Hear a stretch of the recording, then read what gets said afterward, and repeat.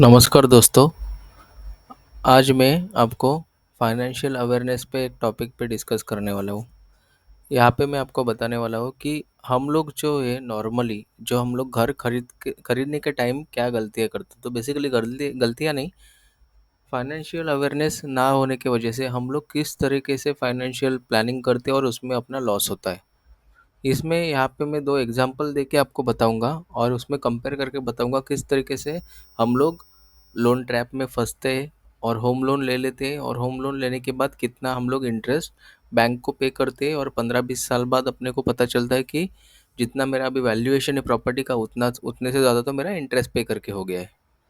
तो ये सब चीज़ों से बचने के लिए हम स्मार्ट वे कैसे हम लोग अपना घर भी खरीद सकते हैं और अपनी जो ज़रूरतें है वो भी पूरी करके थोड़ा बहुत अमाउंट उसके बाद भी बच सकता है। और बैंक को जो हम लोग इंटरेस्ट पे करने वाले वो भी हम लोग किस तरीके से उससे बच के और होम लोन लेके हम लोग बेस्ट वे हम लोग घर खरीद सकते हैं। ठीक है, तो हम लोग डिस्कस करते हैं इसमें। यहाँ पे मैं आपको दो कंडीशन बताऊंगा। यहाँ पे एक समझ लीजिए कि एक पर्सन है, एक यहाँ पे एक दो दो लोग हैं, दो लोग हैं, एक पर्सन है, एक ए और दूसरा पर्सन है बी। ठीक है, तो अभी पर्सन ए को यहाँ पे,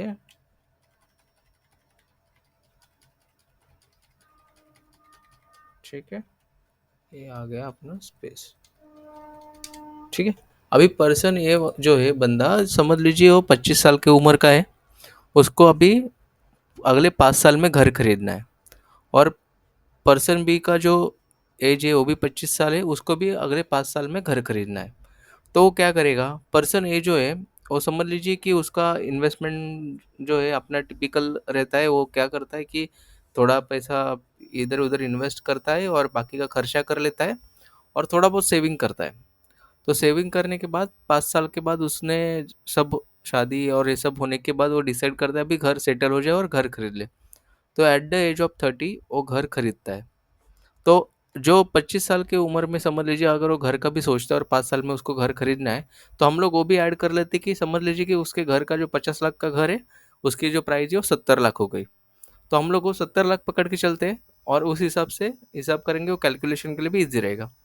समझ लीजिए उसके पास 7-8 लाख इधर उधर से जमा हुआ पैसा रहता है, वो उसमें डाउन पेमेंट और रजिस्ट्रेशन कर लेता है और ऊपर का 62 लैक्स का वो लोन लेता है। तो अगर वो 62 लैक्स का अगर होम लोन लेता है और उस पे वो 25 साल के लिए लोन लेके 8.5 रेट ऑफ इंटरेस्ट अगर पे करता है, तो कितना अमाउंट वो पे करेगा उस पर हम लोग डिस्कस करेंगे। अभी समझ लीजिए वो बंदे ने अगर होम लोन ले लिया 62 लाख का और उस पर उसने 8.5 रेट ऑफ इंटरेस्ट पे किया 25 साल के टेन्योर में, वो टोटल 87 लैक्स वो टोटल इंटरेस्ट ही पे करता है। और उसका जो EMI है 50,000 के आसपास है। टोटल वो अमाउंट पे करता है 1.5 करोड़। आप समझ रहे हैं, यहाँ पे अभी वो 70 लाख के घर पे वो ऑलरेडी डबल पैसा वो तो अपने जेब से ही दे रहा है।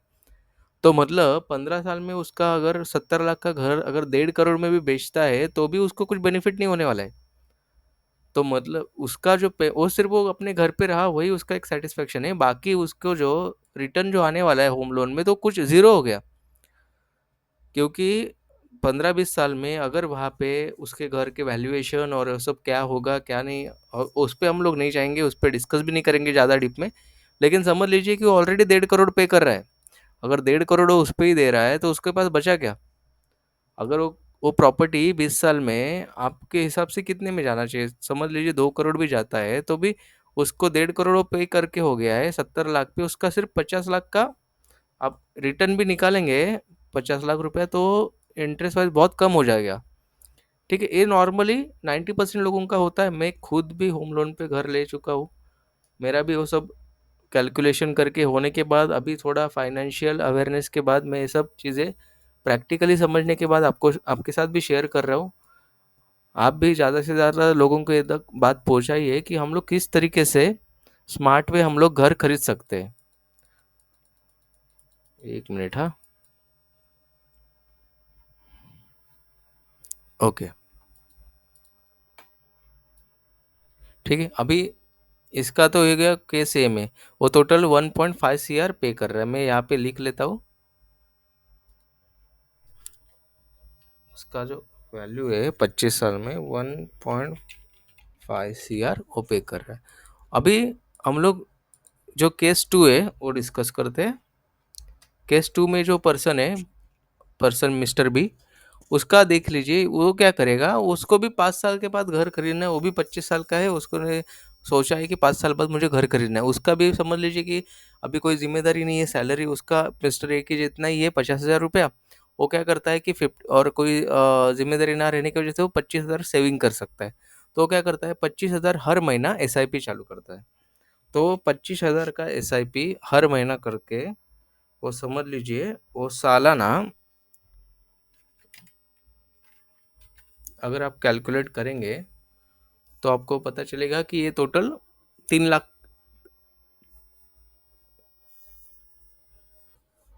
3 लाख के आसपास वो वैल्यू बनता है। तो उसने टोटल 3 लाख रुपए हर साल वो जमा करके SIP में डाल रहा है। तो आप नॉर्मली इंडेक्स फंड का अगर रिटर्न भी देखते हैं लॉन्ग टर्म में, तो इंडेक्स फंड का रिटर्न भी आपको पता चलेगा कि टोटल जो है 15% रेट ऑफ इंटरेस्ट उसको मिला है। अगर हम लोग 15% रेट ऑफ इंटरेस्ट अगर यहाँ पे देखते भी है, तो उसका जो अमाउंट बनने वाला है 5 साल के बाद, वो मैं यहाँ पे दिखा देता हूँ आपको। यहाँ पे जो उसका 5 साल में इंटरेस्ट बनने वाला है, ये देखिए। अगर वो मिस्टर बी समझ लीजिए 25,000 का SIP करके 15% रेट ऑफ इंटरेस्ट में 5 साल के लिए अगर इन्वेस्ट भी करता है, तो उसको टोटल अमाउंट जो बनने वाला है 5 साल में वो 22,42,000। अभी वो जो 22,42,000 वो जमा करता है, उससे वो फिर वो घर खरीदने के लिए वो यूटिलाइज करता है। वो किस तरीके से स्मार्ट वे यूज़ करता है वो हम लोग डिस्कस करेंगे। अभी समझ लीजिए उसने उसका 22 लाख कितना था, एक मिनट देख लेते हैं। उसका 22,42,000। अभी उसने अपना जो 22,42,000 है, यहाँ पे उसका रिटर्न हो गया 22,42,000 उसने जमा कर लिया। ठीक है, 5 साल बाद वो अभी क्या करेगा, ये SIP में रखा हुआ है। अभी 5 साल बाद उसका सैलरी भी बढ़ गया है, ये भी बढ़ जाता है 5 साल में। सब ऑलमोस्ट पकड़ लेते हैं कि हम लोग फिर वो 5 साल बाद उसने उसका घर खरीद लिया। उसने भी 7-8 लाख उसका इधर उधर के जमा करके उसने डाउन पेमेंट करके 62 लाख का लोन ले लिया। तो 62 लाख पे आपने देखा है कि उसका जो EMI है टोटल 50,000 के आसपास आ रहा है। ठीक है, अभी ये 50,000 का EMI वो क्या करेगा, वो अभी क्या करेगा, ये जो उसने अमाउंट जो इन्वेस्ट किया हुआ है, यहाँ पे जो अमाउंट आपको दिख रहा है जो 22,42,000 का, वो उधर ही रखेगा SIP में। और जो EMI उसका जो अभी 50,000 चालू हुआ है, उसमें क्या करेगा, वो EMI जो है वो हर महीने अपने म्यूचुअल फंड से सिस्टमेटिक विड्रॉल प्लान करेगा। तो हर महीने का 50,000 का SIP विड्रॉल करेगा। और जो SIP जो उसका 25,000 का जो था 5 साल में जो सैलरी बढ़ने की वजह से, वो भी उसने SIP जो है वहाँ पे 50,000 का कर दिया। तो आप यहाँ पे देखेंगे कि जब वो SIP जो है 50,000 का रख के और 50,000 का विड्रॉल करता है 5 साल में, 5 साल के लिए करेगा वो SIP, और उसके बाद वो EMI भी देने की उसकी ज़रूरत नहीं पड़ेगी। वो सिर्फ उसमें इतने ही अमाउंट में उसका घर होने वाला है। एक ऐसे में आपको कैलकुलेशन करके बताता हूँ, यहाँ पे दिखाता हूँ। समझ लीजिए कि उसने वो बंदे ने कि 50 जो 22,42,000 जो है 15% रेट ऑफ इंटरेस्ट से ग्रो कर रहा है यहाँ पे। ठीक है, और 50,000 का SIP जो उसने चालू कर दी है, EMI के हिसाब से उसने SIP चालू कर दी है, और वहाँ से वो 50,000 EMI भी विड्रॉ कर रहा है उसी अमाउंट से। तो समझ लीजिए अगर मैं उसका 15% रेट ऑफ इंटरेस्ट भी कैलकुलेट करता हूँ, तो उसका अमाउंट जो है यहाँ पे वो हर साल में यहाँ पे 15% एक साल में उसको जो टोटल इंटरेस्ट री इन्वेस्ट जो हो रहा है वो 3,35,000 का बन गया यहाँ पे। ठीक है, एक साल में। दूसरे साल में आप कैलकुलेट करेंगे तो वो जो 3 लाख है, 3,35,000 इसमें 22,42,000 में ऐड हो गया। ठीक है, तो हर साल का उसका हर महीने का इंटरेस्ट करेंगे 15%, तो 37,000 34,000 है। ठीक है, वो इसमें ऐड हो रहा है। तो वो अमाउंट है दूसरे साल में, पहला हो गया, और दूसरे साल में जो अमाउंट है 3 लाख वो ऐड हो गया। तो जब फर्स्ट साल खत्म होगा, सेकंड साल चालू होगा, तो 29 लाख पे उसका इन्वेस्टमेंट रहेगा और उसमें वो 15% कमा रहा है। तो एंड ऑफ थर्ड ईयर जो रहेगा उसका जो अमाउंट है 22 लाख का, वो 34 लाख बन जाएगा। ठीक है, अगर वो 34 लाख बनता है तो लास्ट 5 ईयर में उसका जो फिगर बनने वाला है, वो जो अमाउंट है वो 45,08,115 बन रहा है। ठीक है, तो उसने टोटल इन्वेस्ट कितना किया था? उसने जो इन्वेस्टमेंट जो था वो एज इट इज 22 लाख का था। 22,40,000 50,000 का जो इन्वेस्टमेंट है वो एज इट इज रहा। ईएमआई जो है, ईएमआई उसने यहीं से विड्रॉ करके दिया और एसआईपी यहाँ पे 25 की जगह 50 कर लिया। ईएमआई कैसे? वो 5 साल के लिए कर लिया। अभी यहाँ पे जो रियल गेम है वो देखेंगे हम लोग। उसने 25 लाख, उसने भी 25 साल का ही लोन किया है, इसलिए उसका ईएमआई 50,000 ही है। तो उसका जो फिगर है यहाँ पे 45,08,115 बन गया है अभी टोटल ये इन्वेस्टमेंट के टोटल 10 साल में। और उसका जो होम लोन भर के हो गया है 5 साल का और 20 साल के लिए बचा है। तो अभी हम लोग उसका एसआईपी जो है यहाँ पे बंद कर देते हैं। अभी समझ लीजिए वो बंदे ने यहाँ पे जो उसका एसआईपी जो है यहाँ पे बंद कर दिया। ठीक है, उसका एसआईपी जो है टोटल अभी स्टॉप हो गया।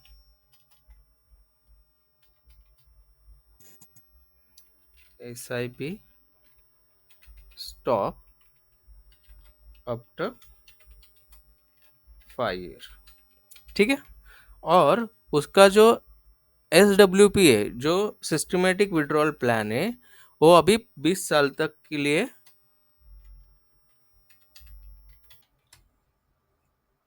चालू है।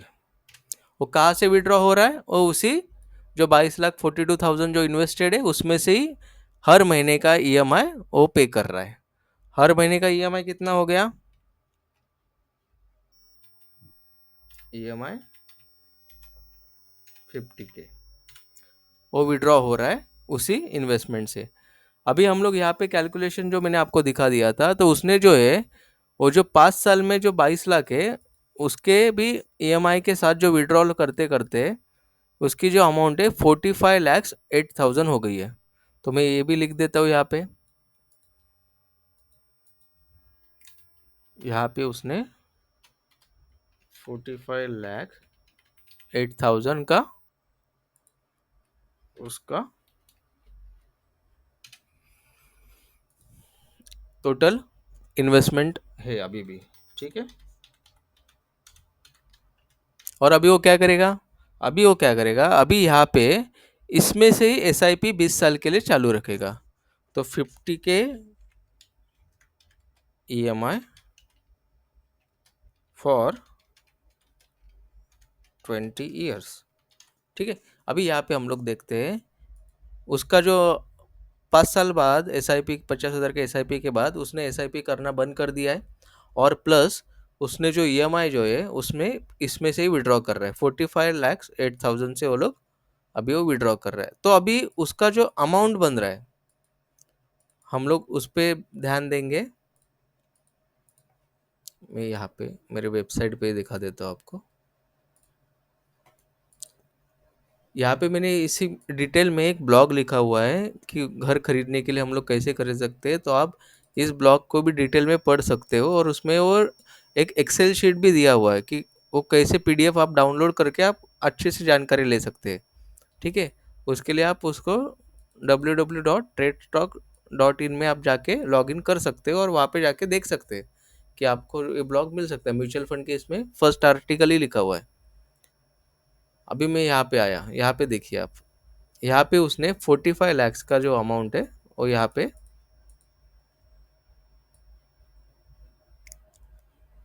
50,000 हर महीने का विड्रॉल हो रहा है 45 लाख से।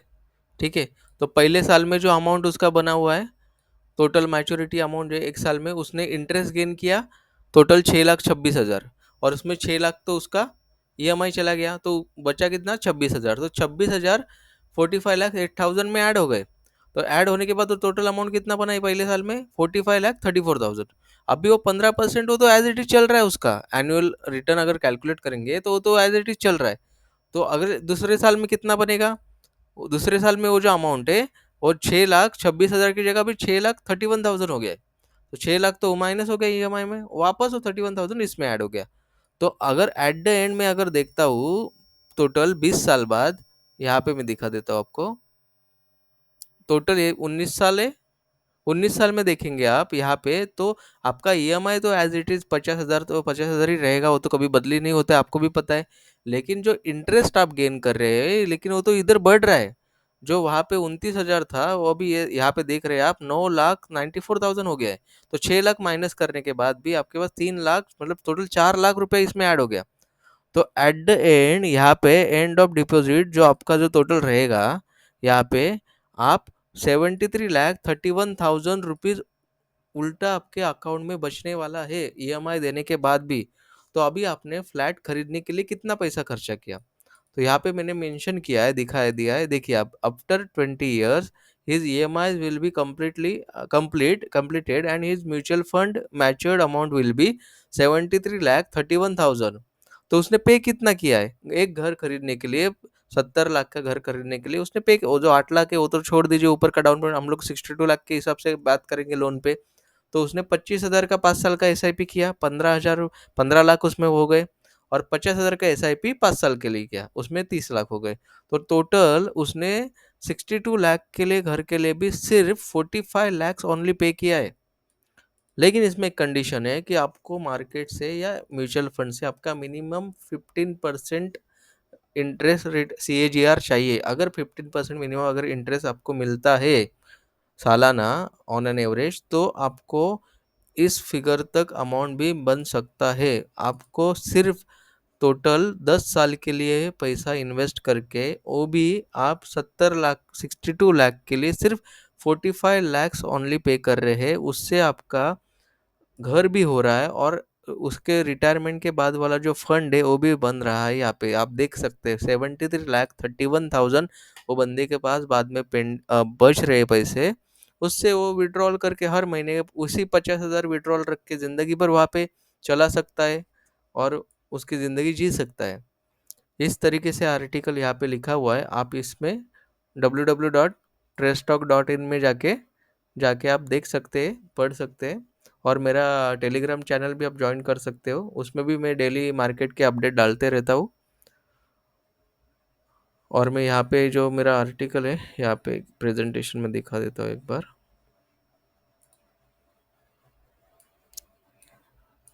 यहाँ पे तो टोटल इसने, मिस्टर ए ने टोटल अमाउंट के लिए 1.5 CR पे किया है, और वो 70 लाख का फ्लैट खरीदा है, 62 lakhs जो उसने लोन पे किया था। और मिस्टर बी ने 45 lakhs में अपना टोटल घर बना लिया है। ठीक है, तो इस तरीके से हम लोग घर खरीद सकते हैं और अच्छी तरह से प्लान कर सकते हैं। आज के लिए इतना ही, थैंक यू।